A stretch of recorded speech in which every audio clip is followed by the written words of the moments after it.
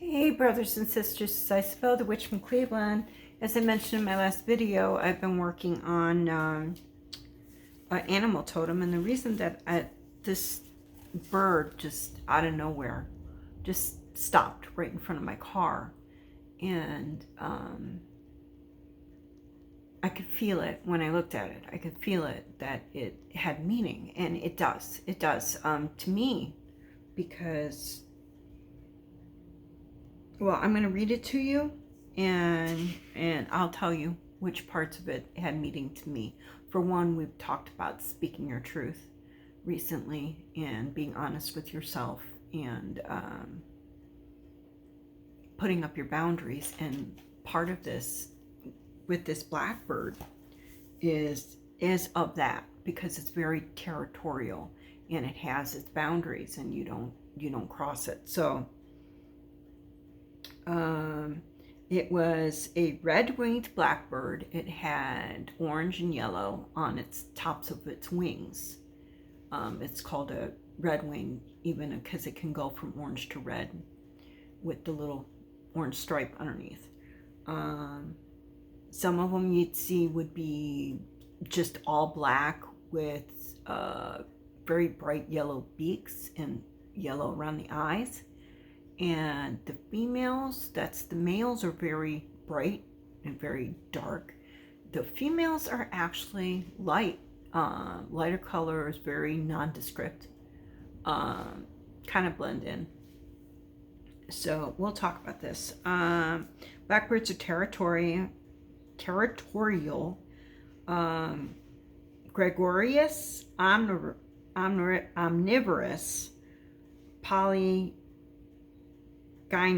polygynous.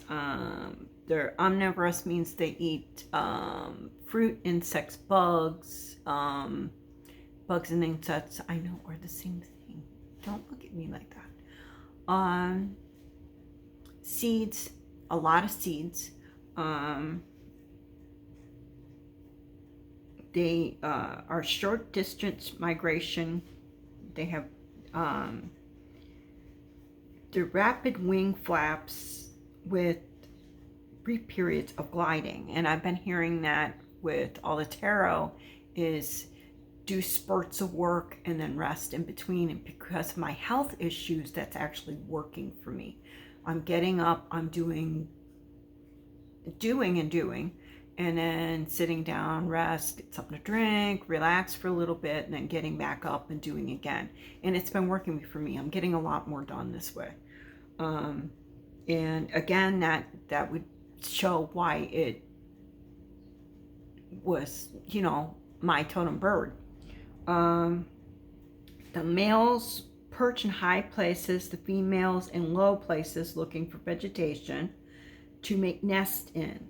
For several weeks they appear in the spring. They can be seen in flocks of other males during those days. They are seldom seen at their breeding sites except for early mornings and late afternoons, and that would be me too. You'd see me early in the morning or later in the evening. The rest of the time I'm like hiding in my house. But those are the times I prefer to go out in public. Where did I just lost it? Here we are. They prefer open agricultural lands, meaning places with a lot of vegetation, and being out, in more natural places than being in the cities and stuff and perching there. Although we do have a lot of them here in Cleveland, but they're usually in the landscaping and the, big landscaped areas. But that's me too. I prefer to be out in the woods and the trees instead of being held up in the city, anywhere near there's water. And they also like nesting over water because it's protective. I said all that. They travel north in the spring. They travel south during the winter, obviously. They nest in loose colonies. They bound together they make their own big families, and one male will protect up to 10 females. They have clutches about 3 to 4 eggs, 5 on a rare basis. They incubate about 10 to 12 days. The chicks are hatched blind. They are blind when they're born. The males defend up to 10 females. I said that. Females will mate with multiple males as well, and that spreads the genetics.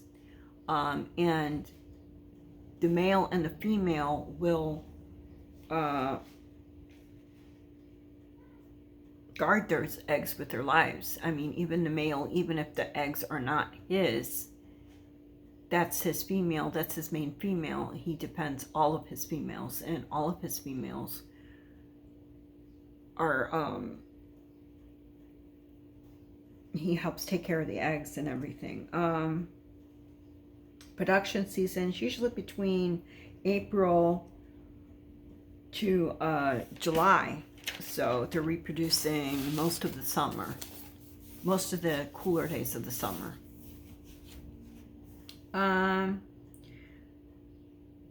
They have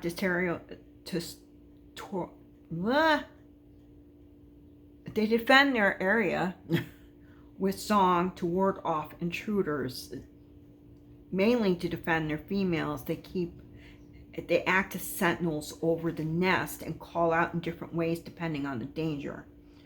They will hunt down the predators and scare them off, even the much larger animals, and are very aggressive. Now, when it comes to my family, I'm the same way. I'll get aggressive. I don't care if you're the biggest guy in the room, how dangerous you are. When it comes to my kids, when it comes to my family, when it comes to people that I love, I'm the same damn way.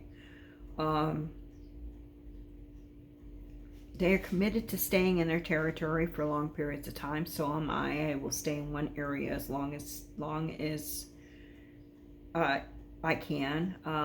They live up to 15.8 years, 16 years.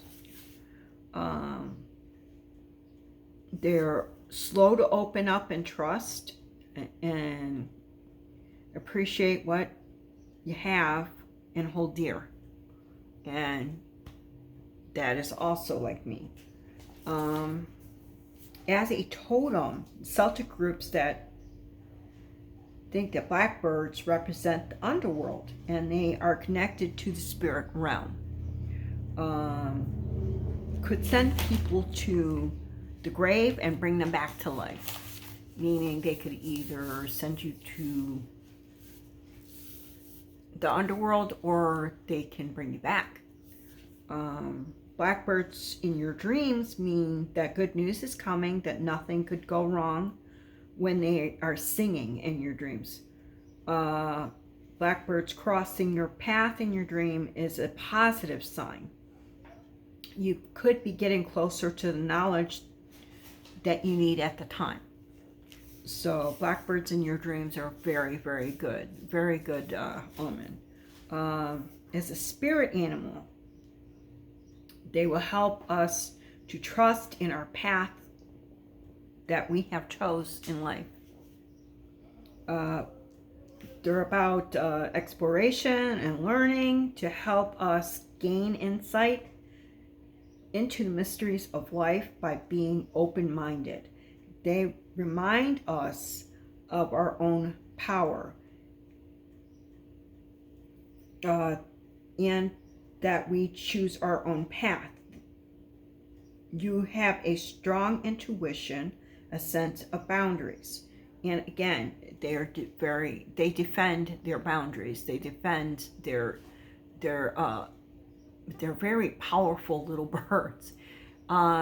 They can scare off the big animals to protect their homes, to protect their families, to protect what's important to them.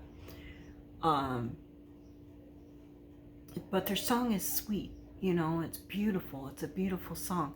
So even in that, they can be nice, but they're protecting their boundaries.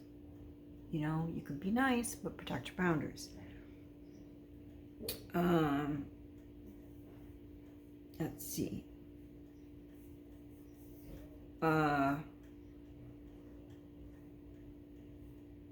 Let's see. They remind us of our own power. Okay. If you think to connect with the Blackbird spirit, you will be blessed in seeking your truth and finding answers in your life. They will help you find the answers for the questions you have when it comes to your life. The song of the Blackbird seems pleasant, but it's quite serious message of the power of speaking out and speaking your truth. Use your voice to sculpt a path forward for your true intentions and needs to get met. They can be mysterious and hide parts of themselves, which is kind of like self-defense. Just until you know if the person around you is the right person to be there. Kind of keeping some mystery. You can keep some mystery. Being a little mysterious is good for things, It is a power animal. When you are in need of assistance, when things are important to you, are in danger, as we spoke of, when you need to reclaim your territory, right is rightfully yours, your truth. What is yours? Especially when loved ones are in danger and when your truth is being hidden from you. So you can call on the Blackbird spirit to help find what is hidden from you in your life, in your path, in your truth. They can help you to adapt when things feel like they're out of your control. They can help you to adapt and feel more in control and help you make better decisions with the knowledge and wisdom that you have. Blackbirds can help you connect with the other world and the spirits and ancestors. They can be your spirit guide to the underworld, to the sacred places. So let me read the card. This card is from Animal Spirits Knowledge Cards, art by Susan Selden Bolette, eBolettePomegranate.com. And here we go. Trying to keep it from being glared over, like my glasses are always glared. The symbolism is soul, divinity, liberation, creativity, and rebirth, and that's for all birds. Winged creatures are powerful symbols in many cultures around the globe, often representing deities of other supernatural beings. Through flight, birds symbolize liberation and a link to the upper spiritual, and the lower earthly worlds. Egyptian gods originated as birds, retaining part of their original autonomy as they evolved into humans. The Egyptian soul is represented as a bird with a human head. In Indian cosmology, birds represent higher level of being. In this painting, which you see right here, young man shall have their visions. That's the name of the painting. A multitude of birds denote wisdom and the connection between the earthly and spiritual realms. So that is this beautiful card right here. And again, that's the Animal Spirit Oracle Knowledge Cards. So I hope this resonates with some of you. If you do, like, subscribe. And if you can, go over and check my Buy Me a Coffee.